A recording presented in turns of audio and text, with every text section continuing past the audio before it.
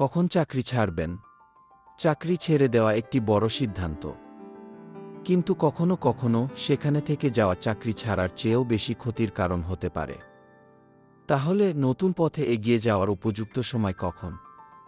প্রথমত, যখন আপনার পেশাগত বিকাশ থেমে যায়।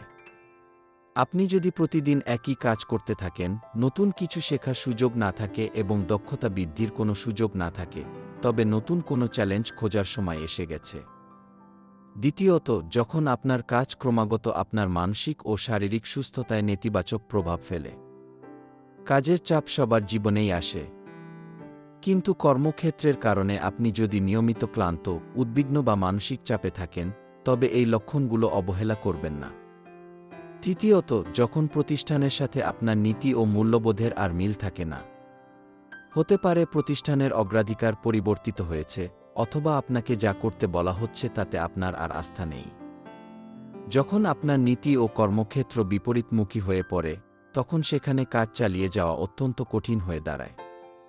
চতুর্থত, যখন সেখানে আপনার জন্য উজ্জ্বল কোনো ভবিষ্যৎ নেই। যদি পদোন্নতি, নতুন দায়িত্ব কিংবা পেশাগত উন্নয়নের চেষ্টা করার পরও সামনে এগিয়ে যাওয়ার বাস্তবসম্মত সুযোগ না থাকে, তবে অন্য সুযোগ খোঁজার সময় হয়েছে। তবে সবচেয়ে গুরুত্বপূর্ণ বিষয় হল, হঠাৎ আবেগবশত সিদ্ধান্ত নেবেন না। পদত্যাগের পূর্বে একটি সুষ্ঠু পরিকল্পনা করুন।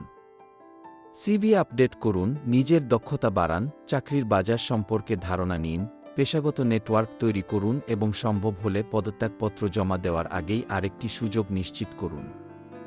চাকরি ছাড়ার উপযুক্ত সময় কেবল তখনই নয়, যখন পরিস্থিতি অসহনীয় হয়ে ওঠে।